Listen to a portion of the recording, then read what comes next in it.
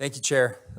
Let's just simply state what we're talking about today, that it's okay for environmental groups to put spin or narrative and create a storyline that even the Denver Post had to come back and retract and correct misleading statements from a narrative that was getting pushed in Colorado.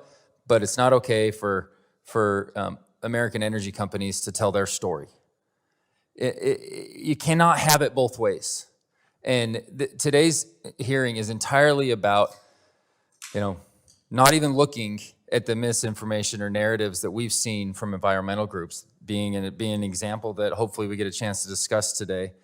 I would like to just go through and just a sincere yes or no from each of our witnesses. And I'm going to open it up, not just the Republican witness today, to all of you, just a sincere yes or no.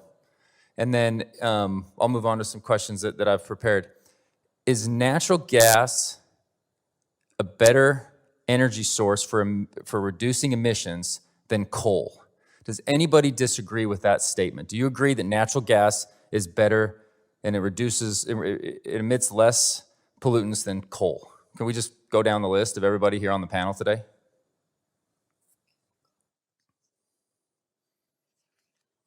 I can read everybody's name, sorry. I'll grab everybody's names here. There we go. Ms. Arena.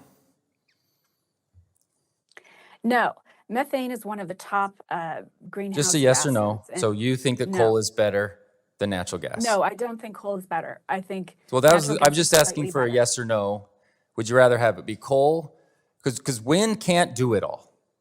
We can't cover it all with wind. I wish we could, but we can't. So, Ms. Aronzik.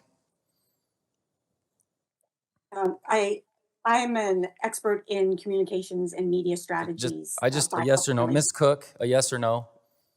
Yes. And Ms. Foster. I'm sorry, could you just clarify? Would you prefer it to be coal or natural gas? I'm just confused by the question. Okay, I understand. I get. See, this is what I'm talking about. We can't get to the root of the problem here. I'm just trying. Me as one member of 435 members of Congress, what I'm trying to do is help us avoid what Europe's going through right now.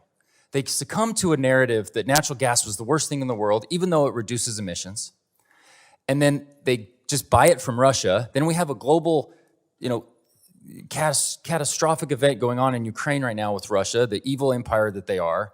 So they have to then go away from the energy there, and so they go back to coal, right? And I just want to help us avoid that. And I'm not saying that my party has had this perfect. We haven't. But what we know is we have to have energy. We have to be able to get to and from places. Democrats, Republicans, we all, use energy. And I just want us to help us build a broader, more expansive, strategic plan on how to go about doing this. Otherwise, just constantly demonizing the energy industry. What I've found in my interactions with them, they've been sincere on their efforts to embrace clean technology, reduce emissions. Across the Wasatch Front in Utah, they invested enormous amount of money, overinvested into Tier 3 gasoline. They didn't have to. They weren't forced to do it. They did it because it was the right thing to do. We are all for that, and we've been trying to promote that as much as possible. I get a little excited about this issue, so I apologize. I sincerely was not trying to badger any of the witnesses. I just, when you get two options, I just want to know, what would we rather be doing? I'll go back to Ms. Cook here with about a minute left. In your testimony, you mentioned that energy policy is all about trade-offs. Can you just spend a few more minutes on highlighting that, and then we'll have a chance to jump into some other questioning? Thanks for the question. Listen, we often think that the trade-off is just emissions. So we'll say we're going to shut down a coal-fired power plant and replace it with wind, solar, batteries, and some natural gas, and therefore we'll have lower emissions. But it's really not that simple. A single working mom sees her electricity bill skyrocket. Her power is shut off. It affects her quality of life. That's a trade-off. Are we willing to do that to our fellow citizens? But there are more trade-offs to consider, and it's everything. It's land use, it's energy efficiency per capita, it's cost, it's grid reliability, it's environmental concerns, mineral extraction, resource development, geopolitical, political, and also just the role of each resource. Coal is a base load resource. Natural gas is an immediate type of resource. Wind and solar are non-dispatchable, available when Mother Nature decides that they are.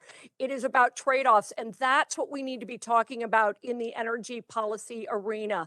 And it also includes how it's going to impact our fellow citizens. Thank you, Ms. Cook. Yield back.